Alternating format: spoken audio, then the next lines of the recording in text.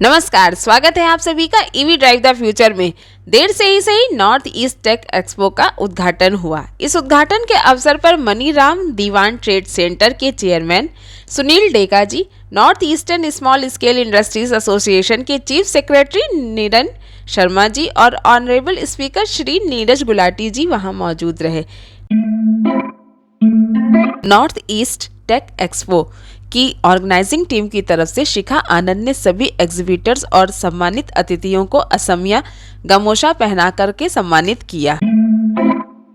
इस उद्घाटन के अवसर पर north eastern small scale industries association के चीफ सेक्रेटरी नीरेन शर्मा ने कहा कि मैं माफ़ी चाहता हूं कि मुझे आने में थोड़ा लेट हो गया। आप सभी लोग जो इतनी दूर दूर से यहां पर आए हुए हैं अपने प्रोडक्ट्स को साथ में लेकर के, ये टेक्नोलॉजी असम और उसके आसपास के राज्यों तक जानी चाहिए ताकि लोगों को रोजगार के लिए बाहर न जाना पड़े। প্ৰথমে অকণমান মই অলপ বিচাৰিছোঁ, ক্ষমা বিচাৰিছোঁ যে কালিৰ পৰা আমাৰ অকণমান লেট হৈ গ'ল, ডিলেট প্ৰগ্ৰেম চৌফাৰ আপোনালোকে যিটো কোপাৰেট কৰিছে সকলোকে আমি ধন্যবাদ জনাইছোঁ আৰু এ টি পিঅ'ৰ ফালৰ পৰা বিশেষকৈ যিখিনি আমাক ইয়াত কোপাৰেশ্যন দিছে তেখেতসকলকো আমি ধন্যবাদ জনাইছোঁ আৰু বাকী যিসকল আছে ইমান দূৰৰ পৰা আহিছে Kolkata from Delhi they participation for the first time in North East India it is organise for the energy sector और ग्रीन सोल्यूशन बहुत बड़ा काम हुआ है इधर। शिखा आनंद is the very organizer for me. She is a lady from Guwahati also, born and brought up in Guwahati. All the organizers here. आणि কিবা কিবি অসুবিধা হয়তো আপোনালোকে পাইছে, কিবা কিবি দেখিলে আপোনালোকে ভাবোঁ সকলো দুখ কৰি একেলগে কোপাৰেট কৰি till টুমৰো because I think I assure that all will be successful to get successful. For the first time, we think that next year also we will organize this summit with a grand success with great starting. I will ask Mr. Mr. Gulati, she is coming from the देखिए हमारे मुल्क में BJP की government आने के बाद उन्होंने ethanol को बहुत बढ़ावा दिया।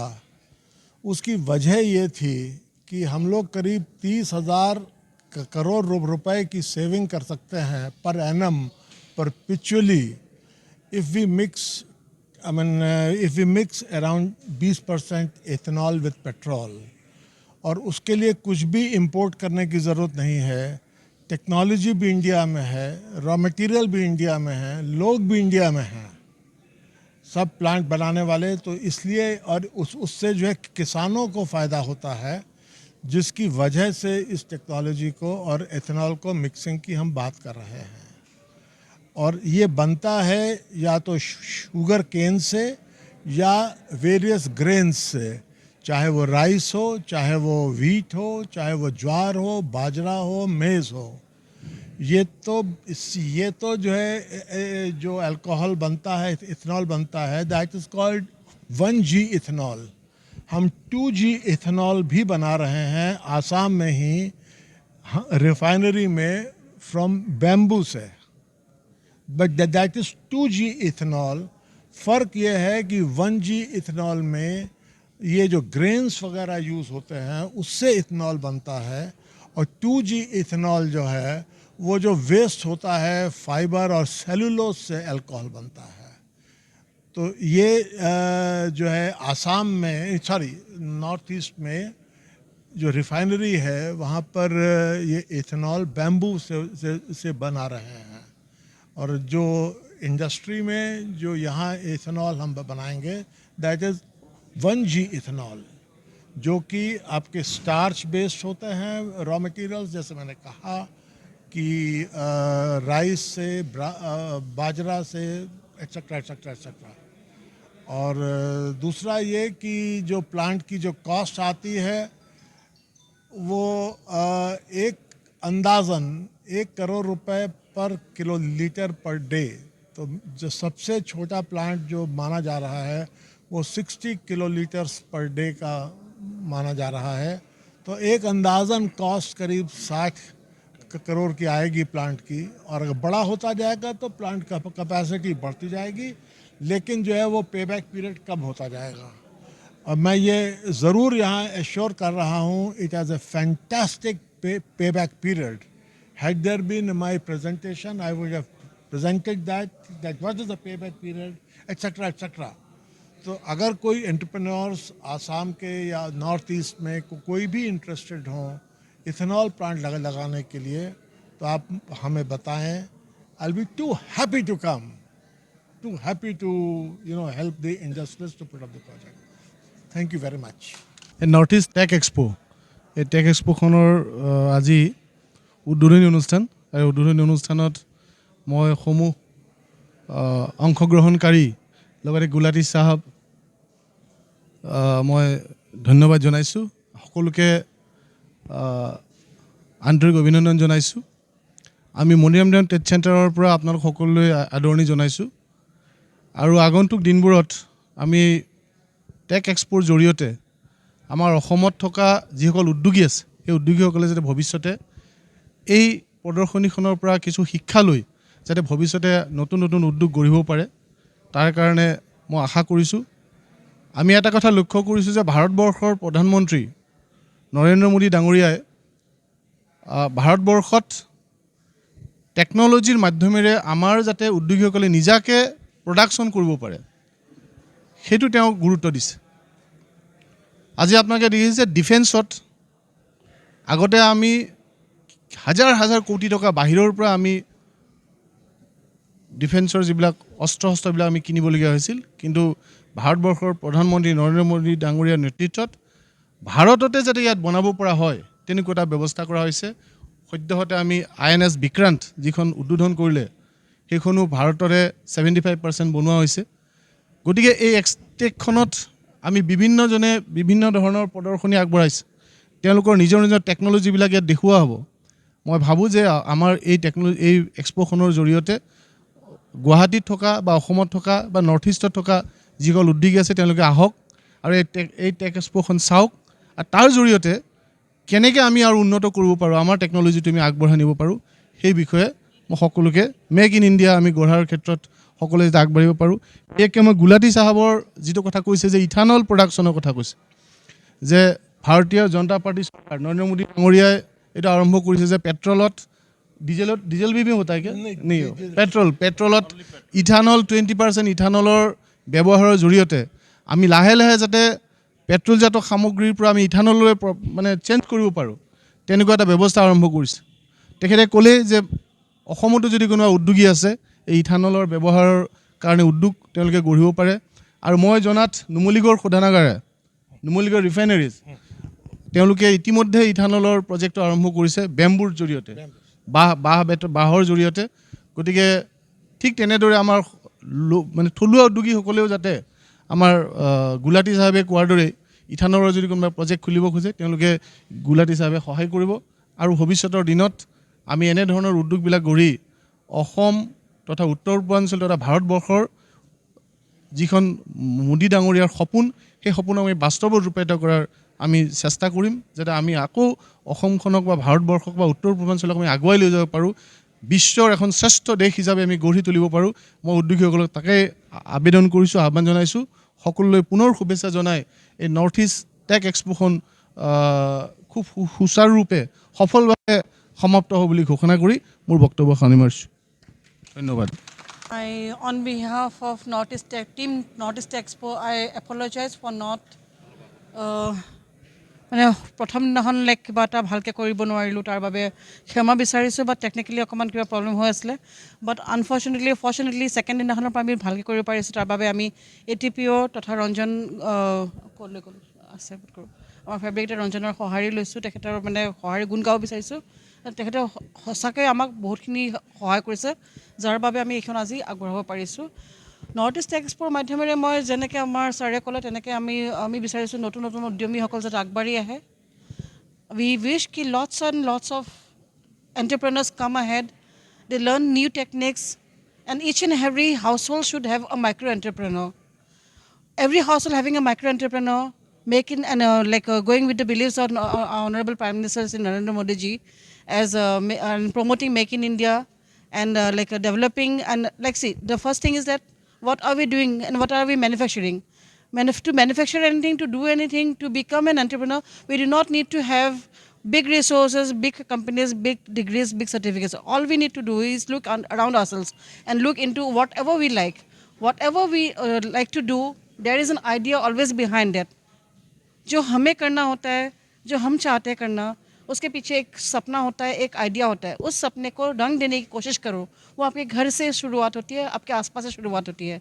We are trying to promote mostly the sustainable energy segments. Sustainable energy यानी कि like live by the nature, be with the nature, grow by the nature. Try to bring nature into your lifestyle, daily lifestyle. Try to bring migrate into industries and livelihood through nature, through sustainable developments. Go more into electric vehicles. Go more into solar power. Reduce the carbon emission, उन चीज़ों को का इस्तेमाल कम करें जिससे ज़्यादा carbon emission हो रहा है, जिससे ग्लोबल वार्मिंग बढ़ रही है, जिससे हमें हमारे हैबिटेट में हमें प्रॉब्लम हो रही है. मैं आभार प्रकट करूंगी हमारे सारे साथियों के, सारे एग्जिबिटर्स के, जो यहाँ पे इतने तकलीफ के बाद, इतने गर्मी के बाद, इतने ह्यूमिडिटी के बाद भी हमारे साथ खड़े हैं, यहाँ पे कुछ नया आप लोगों को देने के लिए आए. सबसे ज़्यादा मैं आभार करूंगी दो शख्स का, अमृत एनर्जी एंड सनलाइट एनर्जी, जो यहाँ पे बिना इलेक्ट्रिसिटी के उन्होंने एक ऐसा प्लान बनाया है. जिन घरों में, जिन गाँवों में जहाँ इलेक्ट्रिसिटी नहीं पहुँची है, जहाँ पे इलेक्ट्रिसिटी नहीं है, वहाँ पे सोलर पावर के जरिए they can get electricity. At the same time they can also पानी भी निकाल सकते हैं और उसको स्टोर भी कर सकते हैं. ये टेक्नोलॉजी लेकर आने के लिए मैं उन दोनों की आभार करना चाहती हूँ. I would wish to have few words from Amrit energy and sunlight energy, both of them बारी से. Sir, hello everyone. सबसे पहले तो मैं थैंक यू कहना चाहूँगा नॉर्थ ईस्ट टेक एक्सपो को. और दूसरी बात ये है कि नॉर्थ ईस्ट एक काफ़ी इम्पॉर्टेंट रीजन है इंडिया के लिए, जो जहाँ पर काफ़ी अच्छा काम भी निकल सकता है, लेकिन लोग यहाँ तक पहुँच नहीं पा रहे हैं. और ऐसे एक्सपो, ऐसे इवेंट्स के ज़रिए ही हम लोग पहुँच सकते हैं उन लोगों तक. छोटे माइक्रो स्मॉल लेवल के लोग हैं, जैसे मैडम बोल रहे हैं कि हर एक घर में एक एमएसएमई होना चाहिए ना, हर एक घर में एक एंटरप्रेन्योर होना चाहिए. और वो कैसे होगा? तो जब उसके पास टेक्नोलॉजी पहुँचेगी, उसके पास लोग पहुँचेंगे. और रिन्यूएबल एनर्जी उसका एक बहुत अच्छा ज़रिया है. वन टाइम इन्वेस्टमेंट है और लॉन्ग टाइम तक चलने वाली चीज़ है. जैसे सर ने बोला इथेनॉल है ना, जो इंडिया में बन रहा है, और होपफुली इन फ्यूचर हम उसे बाहर भी भेज सकेंगे. उसी तरह से सोलर एनर्जी है, जो काफ़ी लॉन्ग टाइम तक चलने वाली चीज़ है और जो कभी ख़त्म नहीं होगा, है ना. सूरज की रोशनी कभी ख़त्म नहीं होगी और उससे चलने वाली चीज़ें भी कभी बंद नहीं होंगी. इसीलिए हम लोग उस चीज़ को प्रमोट करते हैं और उसी के लिए सभी को बोलते हैं कि आप सोलर लगवाइए. That is the reason. Thank you so much. Anand ji, दो शब्द आप कहे. मैं कुछ बोलने से पहले मैं यूरोशिया के हेड जयसवाल जी हमारे साथ हैं, तो अच्छा सर आप प्लीज़ आप दो शब्द, जो अभी ई व्हीकल्स का जो टाइम है, लोग शिफ्ट हो रहे हैं मोटर व्हीकल में ई व्हीकल के ऊपर, उसमें आप क्या अपना योगदान दे रहे हैं उसके विषय में बताएं. और पहाड़ी क्षेत्र में ये कितना कामयाब है वो भी थोड़ा लोगों को बताने की कोशिश करें. फर्स्ट ऑफ ऑल मैं सबको थैंक यू बोलता हूँ. और इस जो एक्सपो के ऑर्गेनाइज़र हैं, उन्होंने बहुत अच्छा काम किया. थोड़ा लेट हुआ, but still she manage to put up a great show. And electric vehicles today is the means what the fashion, not we call a fashion. ये it's a world of electric vehicles. अभी आने वाले दिन electric vehicles का ही दिन है, क्योंकि petrol diesel से पॉल्यूशन होती है, हमारे बहुत फॉरेन रेमिटेंस बाहर जाती है. We have to save our foreign currency also. जैसे सभी ने कहा कि हमारे प्राइम मिनिस्टर मोदी जी हमारे कंट्री को आगे ले जाना चाहते हैं. उसके लिए हमें फॉरेन सेल्फ इंडिपेंडेंट बनना पड़ेगा और सेल्फ रिलायंट होना पड़ेगा. जैसे कि सर मिस्टर गुलाटी सर ने कहा कि we have to decrease the volume of petrol and increase the mixing of ethanol. उसी हिसाब से इलेक्ट्रिक व्हीकल्स बहुत ज़रूरी होते जा रहा है और it's the need of the day. Slowly each and every area of India need electric vehicles because pollution-less environment or loss, saving of foreign currency, foreign remittance, and giving employment to unemployed people, respectable employment basically. और जो पढ़े लिखे हैं, जिनको अभी सरकारी नौकरी नहीं मिल पा रही है, उनके लिए respectable employment है. और बाकी आगे वाले ये this is just a start of the electric vehicles revolution in this country. Slowly and steadily will go ahead. और I hope कि like सर बोल रहे थे कि next year also we will be having this expo. We are eagerly waiting for this. Thank you very much. Thank you so much. हमारे बीच में young entrepreneur हैं ऊर्जा से. मैं चाहूँगा कि आपका जो इनोवेशंस है और किस हिसाब से आपने ये स्टार्टअप सोचा और क्या सोच करके आपने ये काम किया था कि आप एक अलग आयाम देना चाहते हैं इलेक्ट्रिसिटी व्हीकल को, और कंपनी जो यहाँ पे हैं बड़े अच्छी अच्छी कंपनी सब आए हैं, और उनसे आपकी क्या एक्सपेक्टेशन है कि आप कैसे उसको आगे बढ़ाना चाहते हैं? या हेलो, मैं जैक देवारी ऊर्जा ईवी से. हम लोगों ने एक ईवी बनाया है जो कि टूरिज़्म के लिए, टूरिज़्म सेक्टर को इम्पोर्टेंस देके बनाया है हमने, और हम लोग गुवाहाटी बेस्ड हैं. एंड नॉर्थ ईस्ट में टूरिज़्म पोटेंशियल बहुत ज़्यादा है. सो वहाँ पे बहुत ज़्यादा पॉल्यूशन धीरे धीरे फैल रहा है. बट देन उस पॉल्यूशन को कुछ हद तक कंट्रोल करने के लिए और ईवी रेवोल्यूशन टूरिज़्म में भी लाने के लिए हम लोगों ने एक प्रोटोटाइप बनाया है. उसका नाम G11 रखा है. सो इसको और भी रिफाइनमेंट करना है और मार्केट में उतारना है. सो उसके लिए थोड़ा सा टाइम लगेगा, but then hopefully will get to that very soon. And yeah, entrepreneurs coming into this EV sector is really a good thing, and really hope that the government also put their weight behind ताकि उनको वो push मिल सके. North east में EV entrepreneurs अभी तो कम है, लेकिन hopefully they'll come up really very soon. Yeah, and I really give thanks to this expo, the organizers for everything. Thank you. जी बहुत बहुत धन्यवाद. और कोई बंधु वर्ग जैसे बग्गी, इंडियन बग्गी से कोई कुछ अगर अपना मैसेज देना चाहें, please. Hello, thank you. First मैं सबको थैंक यू बोलना चाहूँगा कि यहाँ पे इतना बड़ा हम लोग ने एग्जीबिशन लगवाया है.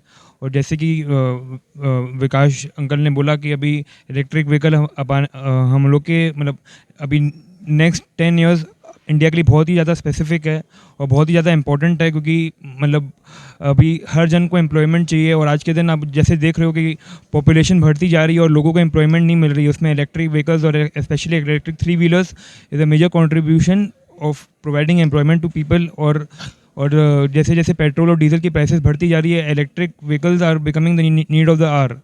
यही है कि we as an economy, as a whole country, हम लोग को we need to be more developing e vehicles and उसका और भी वैराइटीज़. Thank you.